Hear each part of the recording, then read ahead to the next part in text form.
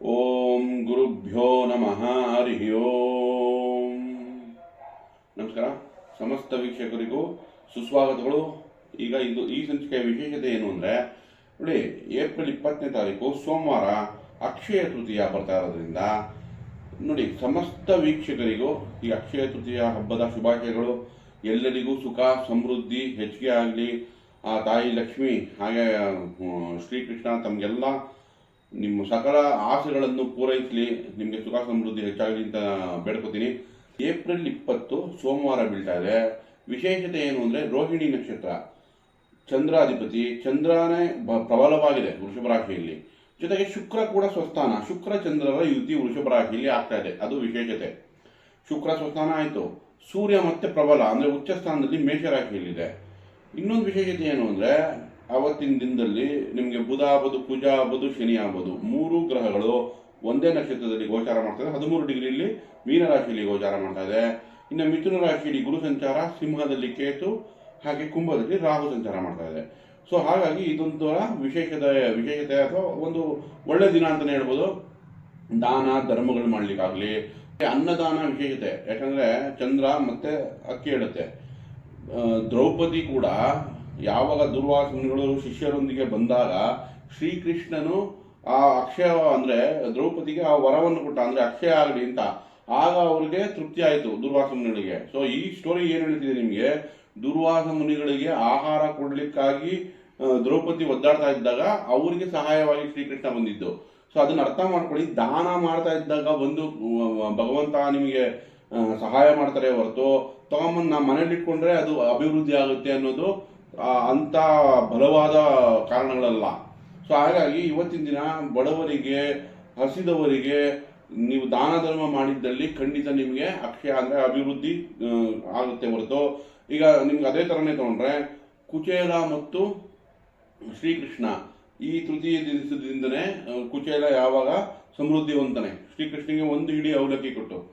ಪರಶುರಾಮರ ಜಯಂತಿ ಕೂಡ ಅದೇ ಥರನೇ ವೇದವ್ಯಾಸರು ಗಣೇಶನು ಮಹಾಭಾರತವನ್ನು ಬರೆದಂಥ ದಿನ ಅಂತಲೂ ಆಗುತ್ತೆ. ಹಾಗಾಗಿ ಒಟ್ಟಾರೆ ತಗೊಂಡ್ರೆ ಅಕ್ಷಯ ತೃತೀಯ ದಿನ ಎಷ್ಟು ನೀವು ಬಡಬಗ್ಗರಿಗೆ ದಾನ ಧರ್ಮ ಮಾಡ್ತೀರಾ, ಅನ್ನದಾನ ಮಾಡ್ತೀರಾ.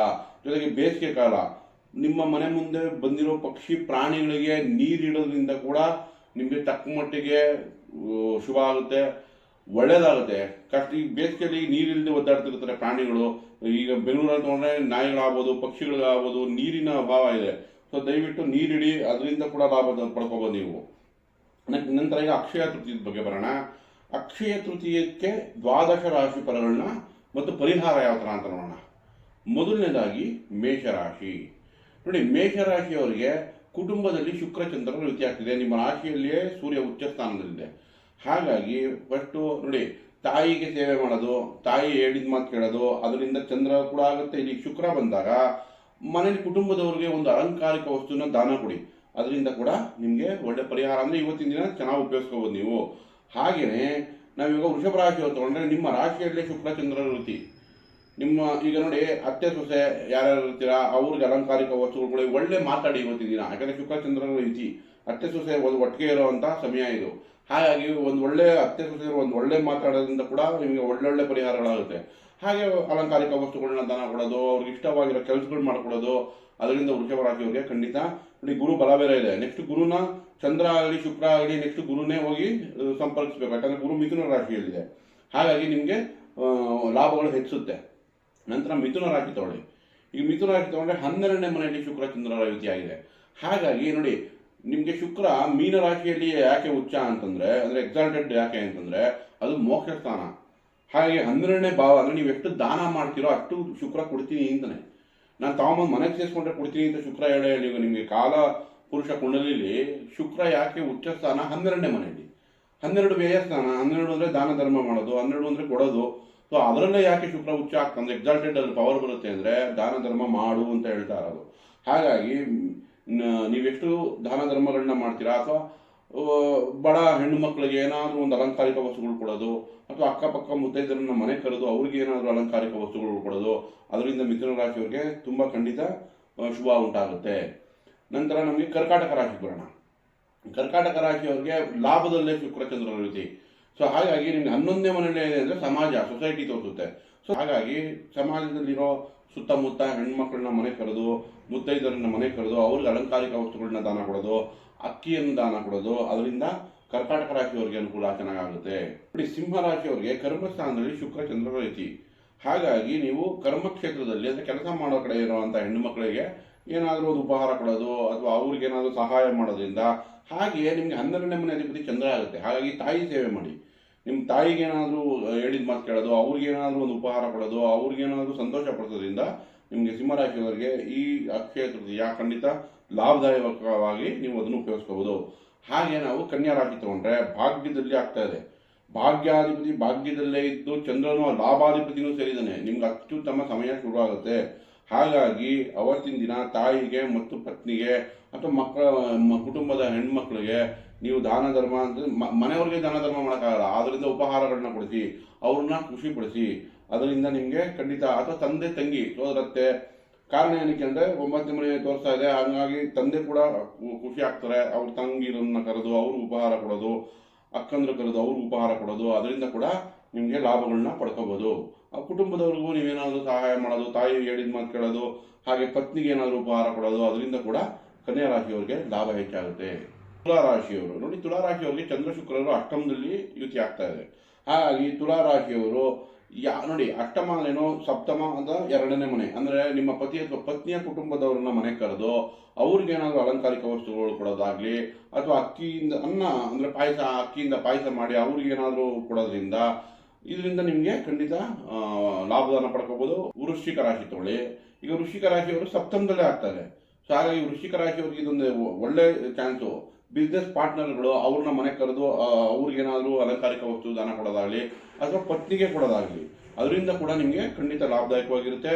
ನಂತರ ಧನುರಾಶಿ ತಗೊಳ್ಳಿ. 6ನೇ ಮನೆ ವೃತ್ತಿ ಕ್ಷೇತ್ರದಲ್ಲಿರೋರನ್ನ ಅಥವಾ ನಿಮ್ಮ ಸಮಾಜದಲ್ಲಿರೋರನ್ನ ಕರೆದು ಅವ್ರಿಗೇನಾದರೂ ಅಲಂಕಾರಿಕ ವಸ್ತು ಕೊಡೋದು, ಅಕ್ಕಿ ಅಥವಾ ಅನ್ನದಾನ ಮಾಡೋದು, ಅವ್ರಿಗೇನಾದರೂ ಸಹಾಯ ಮಾಡಿ. ನೋಡಿ, ರೋಗ ಋಣ ಇರುತ್ತೆ, ಅಂಥವ್ರಿಗೆ ಸಹಾಯ ಮಾಡೋದು ಕೂಡ, ಯಾರನ್ನ ಕಷ್ಟದಲ್ಲಿರ್ತಾರೆ ಅವ್ರಿಗೂ ನೀವು ಸಹಾಯ ಮಾಡೋದ್ರಿಂದ ಧನುರಾಶಿಯವರಿಗೆ, ಯಾಕಂದರೆ ಧನುರಾಶಿಯವರಿಗೆ ಅರ್ಧಾಷ್ಟಮ ಶನಿಯೂ ನಡೀತಿದೆ, ಅದಕ್ಕೂ ಪರಿಹಾರ ಆಗುತ್ತೆ.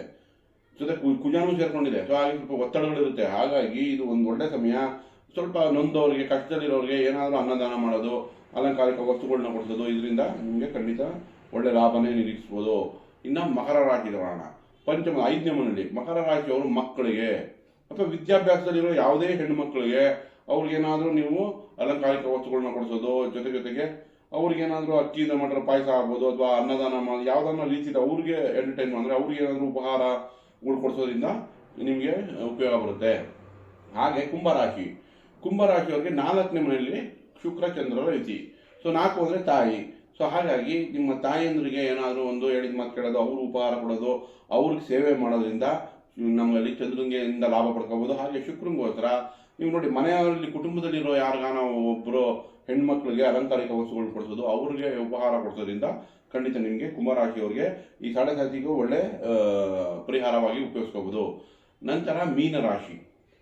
ಈಗ ನೋಡಿ, ಮೀನರಾಶಿಯವರಿಗೆ 3ನೇ ಮನೆ ಅಂದರೆ ಅಕ್ಕಂಗಿರಲ್ಲೇ ಚಂದ್ರನೂ ಇದೆ, ಶುಕ್ರನೂ ಇದೆ. ಹಾಗಾಗಿ ಮೀನರಾಶಿಯವರು ಈ ಜನ್ಮಶನಿಗೂ ಪರಿಹಾರ ಆಗುತ್ತೆ. ಅಕ್ಕ ತಂಗಿರನ್ನ ಮನೆ ಕರೆದು ಅವ್ರಿಗೆ ಒಂದು ಅಕ್ಕಿಯಿಂದ ಪಾಯಸ ಮಾಡಿರೋದನ್ನ ಕೊಟ್ಟು, ಜೊತೆಗೆ ಅಲಂಕಾರಿಕ ವಸ್ತುಗಳನ್ನು ದಾನ ಕೊಟ್ಟರೆ ಈ ಅಕ್ಷಯ ತೃತೀಯದಲ್ಲಿ, ಜೊತೆಗೆ ನೋಡಿ, ನಿಮ್ಮ ಜನ್ಮದಲ್ಲೇ ಶನಿ ಇರೋದ್ರಿಂದ ಮೀನರಾಶಿಯವರಿಗೆ ಕಷ್ಟದಲ್ಲಿರೋ ಹೆಣ್ಮಕ್ಳಿಗೆ ಸಹಾಯ ಮಾಡಿ, ಅದರಿಂದ ಖಂಡಿತ ನಿಮಗೆ ಅನುಕೂಲಗಳಾಗುತ್ತೆ. ಸೊ ಓವರಾಲ್ ಆಗಿ ತೊಗೊಂಡ್ರೆ ದಾನ ಧರ್ಮಗಳನ್ನು ಮಾಡಿ ಬಡವರಿಗೆ ಸ್ಪಂದಿಸಿ. ಹಾಗಾಗಿ ನೀವು ಅಕ್ಷಯ ತೃತೀಯ ದಿವಸ ಲಕ್ಷ್ಮೀ ಪೂಜೆಯನ್ನು ಮಾಡಿ ಎಷ್ಟು ದಾನ ಧರ್ಮಗಳನ್ನು ಮಾಡ್ತೀರೋ ಅಷ್ಟು ಲಕ್ಷ್ಮಿ ಖುಷಿ ಆಗ್ತಾರೆ. ಭಗವಂತ ಶ್ರೀಕೃಷ್ಣ ನಿಮಗೆ ಸಮೃದ್ಧಿಯನ್ನು ಕೊಡ್ತಾನೆ. ಯಾಕೆಂದರೆ ಈಗ ಪಾಂಡವರಿಗೆ ದ್ರೌಪದಿ ವನವಾಸದಲ್ಲಿದ್ದಾಗ ಅದಕ್ಕೆ ಸಹಾಯವಾಗಿ ಶ್ರೀಕೃಷ್ಣ ಬಂದರು. ಅದೇ ಥರ ಕುಚೇಲ ಕೂಡ ಅಕ್ಷಯ ತೃತೀಯ ದಿನವೇ ಬಂದು ಸಮೃದ್ಧಿ ಆಗ್ತಾರೆ. ಜೊತೆಗೆ ಪರಶುರಾಮನ ಬರ್ತಡೇ ಕೂಡ ಇದೆ, ಅಂದರೆ ಹುಟ್ಟಿದ ದಿನ ಕೂಡ ಆಚರಿಸ್ತಾರೆ. ಜೊತೆಗೆ ವೇದವ್ಯಾಸರು ಗಣೇಶ ಮಹಾಭಾರತವನ್ನು ಬರೆದ ದಿನ, ಪ್ರಾರಂಭಿಸಿದ ದಿನ ಅಂತ ಕೂಡ ಆಚರಿಸ್ತಾರೆ. ಸೊ ಎಲ್ಲ ವೀಕ್ಷಕರಿಗೂ ಒಳ್ಳೆಯದಾಗಲಿ, ಅಕ್ಷಯ ತೃತೀಯ ಸುಖ ಸಮೃದ್ಧಿ ಎಲ್ಲ ತಂದ್ಕೊಳ್ಳಿ ಅಂತ ಕೇಳ್ಕೊತೀನಿ. ದಯವಿಟ್ಟು ಈ ವಿಡಿಯೋ ಇಷ್ಟ ಇದ್ದಲ್ಲಿ ಲೈಕ್ ಮಾಡಿ, ಶೇರ್ ಮಾಡಿ, ಸಬ್ಸ್ಕ್ರೈಬ್ ಮಾಡಿ. ಧನ್ಯವಾದಗಳು.